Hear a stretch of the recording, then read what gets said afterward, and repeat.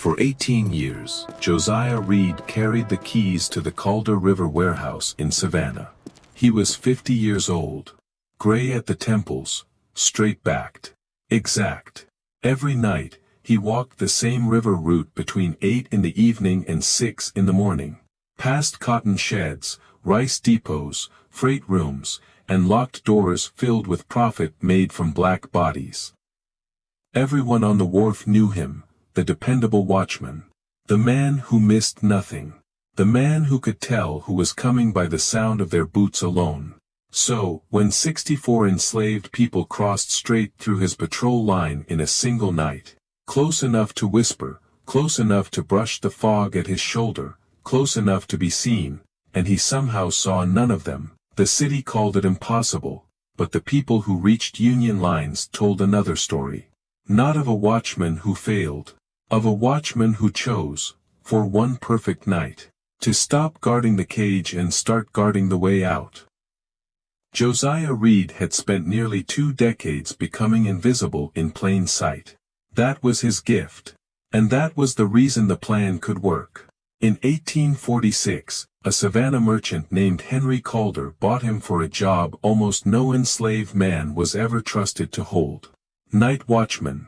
The job needed memory, discipline, and silence. Josiah had all three.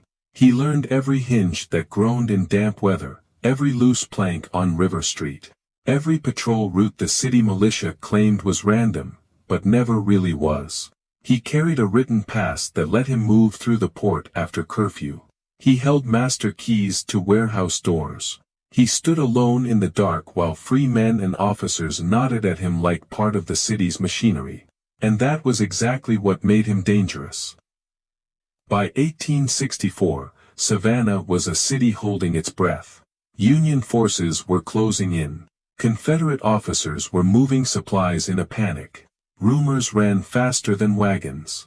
White families whispered about invasion, riot, and slave revolt in the same frightened breath. The city tightened patrols. For most black people, night became a wall. For Josiah, night stayed open. And over the years, he learned how to use that difference. Not loudly, not heroically, quietly. A word passed to the right person. A patrol redirected one street too far east. A warning delivered under the cover of routine. A safe gap created where none should have existed. He did not free everyone. He could not. But little by little, he became part of a hidden current under the city. A current moving in one direction. Out. Then came the message that changed the scale of everything. Union scouts had pushed close enough to the marshland north of Savannah that, for a brief window, a large group might be able to reach them before Confederate search parties reacted. Not one family, not 3 men, a convoy of human lives, dozens. It reached a free black carpenter named Isaiah Bell, who had been stitching together escape routes through churchyards, work gangs, cookhouses, and river alleys for years. Bell understood the chance immediately. He also understood the problem. Getting 64 people through Savannah was not a matter of courage alone. It was math, distance, timing, noise, sightlines, checkpoint patterns, children who might cry, old injuries that might slow a body at the wrong minute. And one more thing, trust. Because the cleanest path out of the city ran through the very district watched by the most reliable man on the waterfront. Josiah. Bell approached him in the spring of 1864 through a chain of people who knew better than to speak plainly. A laundress, a dockhand, a deacon who never seemed to say anything important. When the proposal finally reached Josiah, it was almost absurd in its size. 64 people. 12 staggered groups. 1 route through the warehouse quarter. 1 night. No second attempt. If a single patrol stopped the wrong cluster, the whole design could collapse. If Josiah flinched, hesitated, or overplayed his innocence, 18 years of trust would die before dawn. At first, he said nothing. He kept walking his route, kept counting steps, kept listening to the river. Because what Bell was asking was larger than escape. It was betrayal on a scale that would echo. If it failed, people would be whipped, sold, shot, or made examples of in the public square. If it worked, 64 people would vanish through the safest place in the city to catch them. A week later, Josiah gave his answer. Yes, but only if the plan obeyed the city better than the city obeyed itself. The groups had to move by the rhythm of his patrol, not against it. No bunching, no running, no whispers unless spoken to. Every cluster far enough behind the last that one mistake would not expose the next. He was not going with them. He was the hinge. The door still had to look closed while it opened. From that point on, the operation became a months-long act of controlled disappearance. Through summer and early fall, enslaved people from plantations and town houses around Savannah slipped away in numbers too small to announce the real pattern. A man gone after a timber delivery, 2 sisters missing after Sunday prayer, a cooper who never came back from the yard, a mother and child moved after midnight to a loft above a carriage shed. Each absence looked tragic, annoying, local, manageable, not coordinated. By November, the city was carrying a secret it did not know it was carrying. 64 fugitives hidden across black homes, workshops, cellars, attics, and narrow rooms above businesses where white customers came and went every day.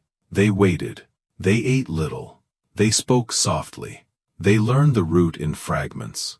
Which alley turned toward the sheds? Which wall to keep on the left? Which church bell would mark the half hour? What to do if a patrol lantern swung into view? The chosen night was December 10th, 1864.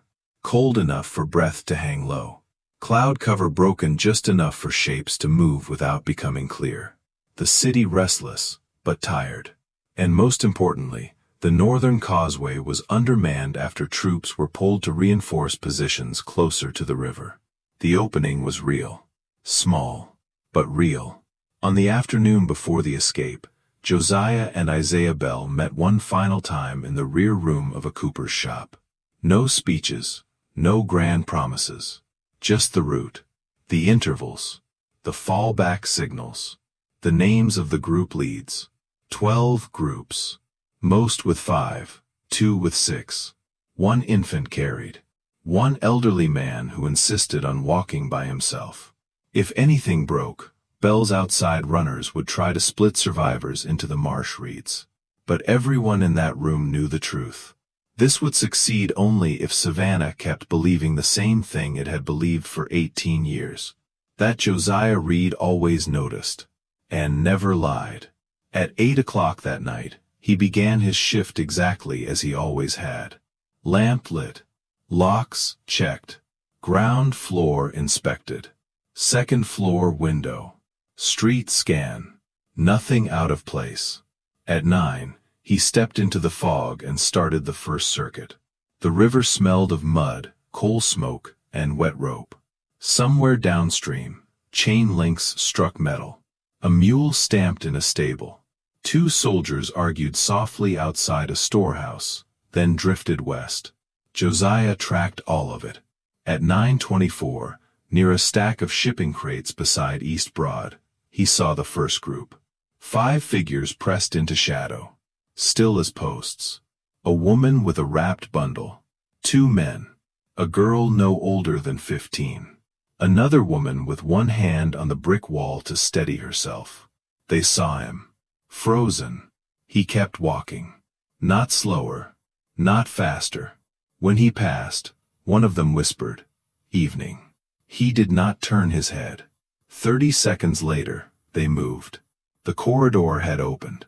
The second and third groups crossed within the next half hour. Then the first problem came early. A mounted sergeant and 2 foot patrolmen stopped at an intersection the fourth group meted. Too close. Too long. Josiah gave them exactly what authority likes most, a reason to feel useful.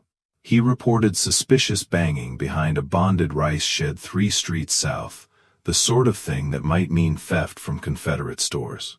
The sergeant cursed, tugged his reins, and took the men with him. By the time they came back, The fourth and fifth groups were already gone. At 10:40, Josiah returned to the Calder warehouse and climbed to his observation point. From the upper window, he could see movement only in pieces. A shoulder passing through mist. A hand signal near a gatepost. A dark line slipping between stacked bales. It looked less like escape than current. People moving through a system that had finally, briefly, turned in their favor. He counted silently as they passed. 6, 7, 8. At 11, he began the second circuit. This was where the risk sharpened. The later it got, the fewer honest reasons anyone had to be outside. Checkpoint discipline stiffened after midnight. Drunk sailors thinned out.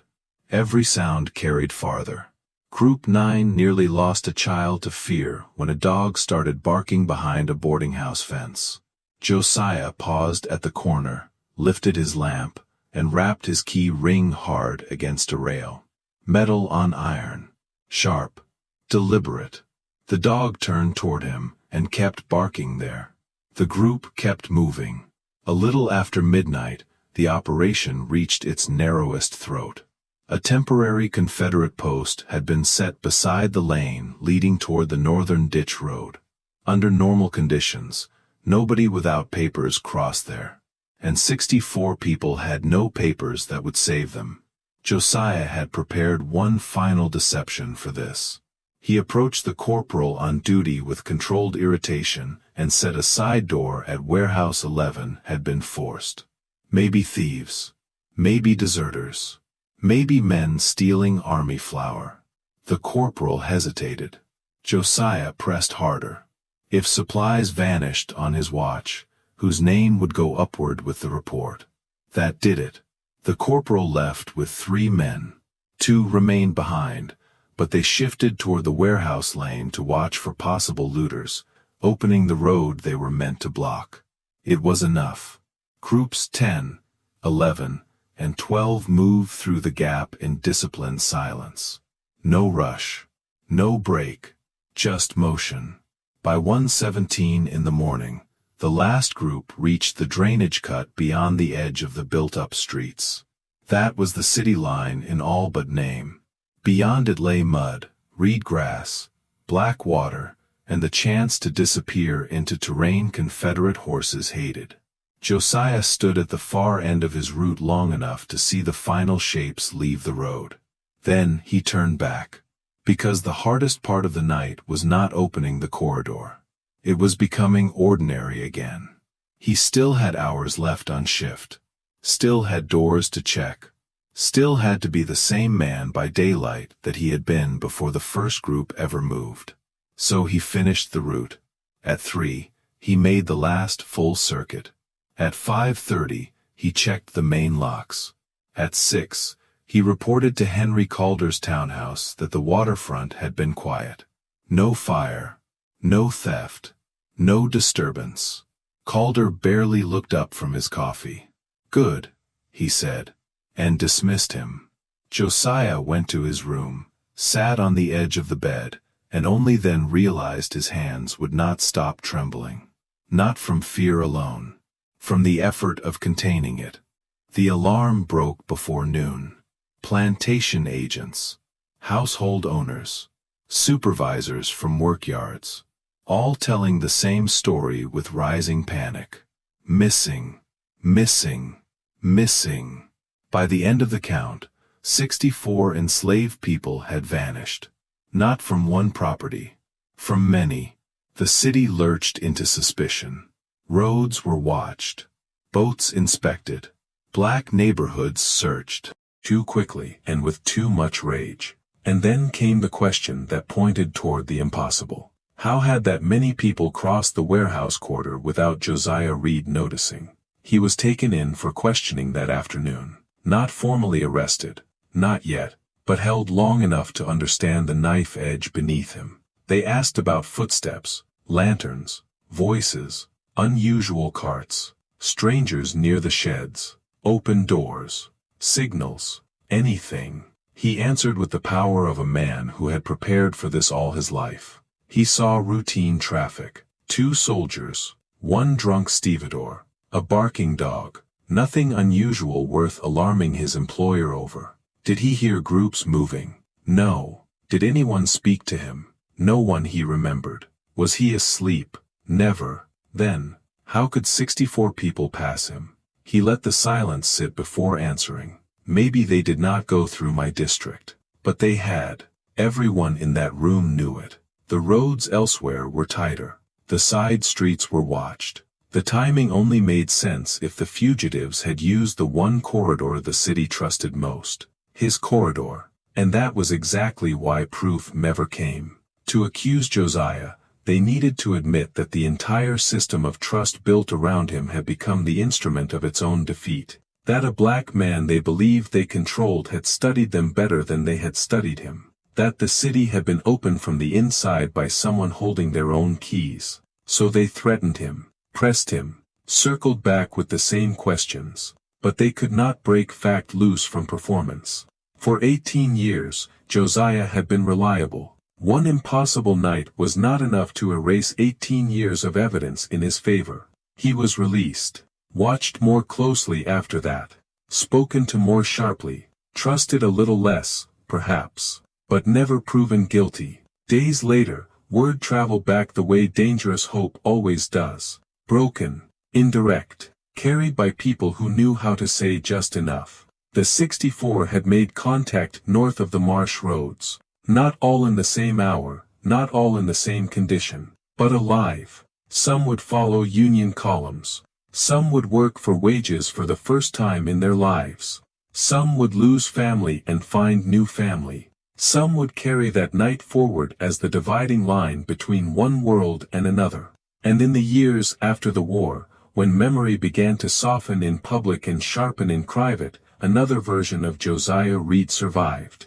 Not the harmless night watchman of merchant paperwork.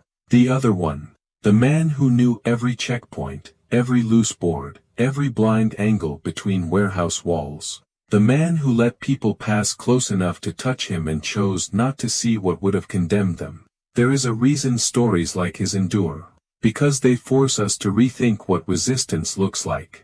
Not every act of rebellion announces itself. Not every liberator carries a rifle. Some carry routine. Some carry credibility. Spend years becoming trusted by the machine. So that, once, at the exact right moment, they can make the machine fail. Josiah did not tear down Savannah with fire. He did something quieter, and, in its own way, more devastating. He used obedience as camouflage. He turned discipline into cover.